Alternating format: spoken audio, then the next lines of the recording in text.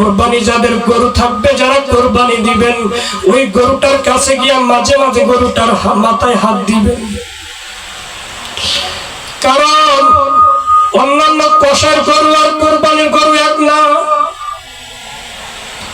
এই কোরবানির গরুটা কিন্তু আমার আল্লাহ এমন ভাবে কবুল করে, দেখবেন হাটে বাজারে গরু যদি ওঠে 500, এর মধ্যে হয়তো আল্লাহ 100 গরু কোরবানির জন্য কবুল করবে, বহু গরু নিয়ে যাবে। এই কোরবানির গরুটা এত সিরিয়াস হবে, এই কোরবানির গরুটা কিন্তু কিয়ামতের মাঠে আমার আল্লাহর আদালতে কেস করবে আপনার জন্য।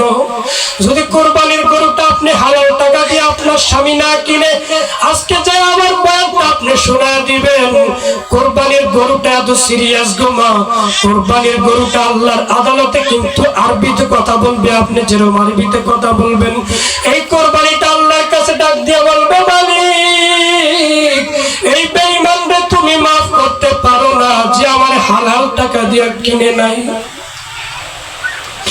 কোরবানির সকাল পর্যন্ত আমার শরীরটা ভালো ছিল, যখন আমাকে গোসলখানায় নিয়ে যাওয়া হয়, একজন ফেরেশতা আমার কানে কানে আসিয়া বলে, তুই কষ্ট নিস না, একটু পরেই তুই আল্লাহর দফতরে চলে যাবি। দেখবেন কোরবানিটার গরু আমার আল্লাহর কাছে এতটা প্রিয়, এই কোরবানির গরুটা একদিন আগের থেকে ওর মুখের মধ্যে কোনো খাবার নেয় না, ওই শুধু দামি দামি যত খাবার দেন ওই কিন্তু খায় না, তাজা ঘাস দেন খায় না, খোল বসি দেন খায় না। কারণ ওই কোরবানির গরুটা দেখবেন একদিন আগের থেকে চোখের পানি ছেড়ে কান্দে। কেন জানেন? আমি আজকে তাফসীরে দেখলাম, আল্লাহর নবীর হাদিস বলেন, এই জন্য নবী বলেন তার কোরবানির একদিন আগের থেকে খাবারটা বন্ধ করে দিবা। কোরবানির আগের দিন থেকে আল্লাহর সাথে গরুটার সাথে কথা হইতে থাকে, আল্লাহ দুনিয়ার আর কোনো খাবার আমার দরকার নাই, আমি তোমার জান্নাতে যায় খাইতে চাই, তোমার দুনিয়ায় আর খাবার খাইতে চাই না। কিন্তু একটা ওয়াদা দাও, আমার তোমার যেই বান্দা টাকা দিয়া খরিদ করেছে, ওই বান্দাকে তুমি আল্লাহ যদি হালাল টাকা দিয়া খরিদ করে, তাহলে তারে তুমি আমার উপরে সওয়ার করে জান্নাতে নিয়ে যাও।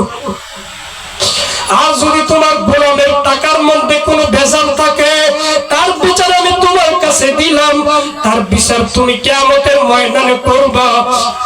এই জন্য ওই কোরবানির গরুটা যখন ফেস করে গলাটা জবাই হয়ে যায়, ওই কোরবানির গরুর রক্ত জমিনের সাথে পড়ার দুইটা শর্ত হয়ে যায়।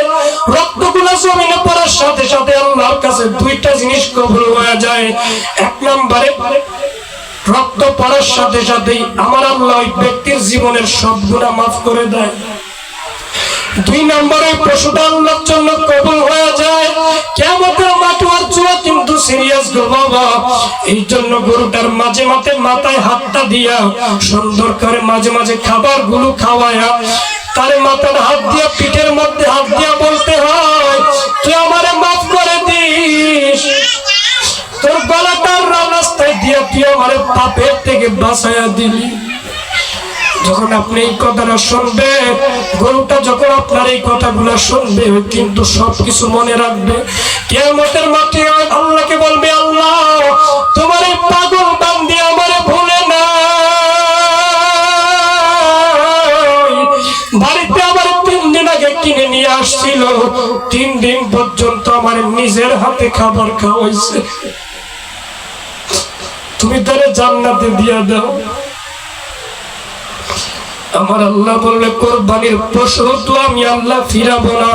ওই কোরবানির পশু যেই দোয়া করবে কিয়ামতের মাঠে, যার জন্য সুপারিশ করবে, আমি আল্লাহ তারাই জান্নাতে দিব।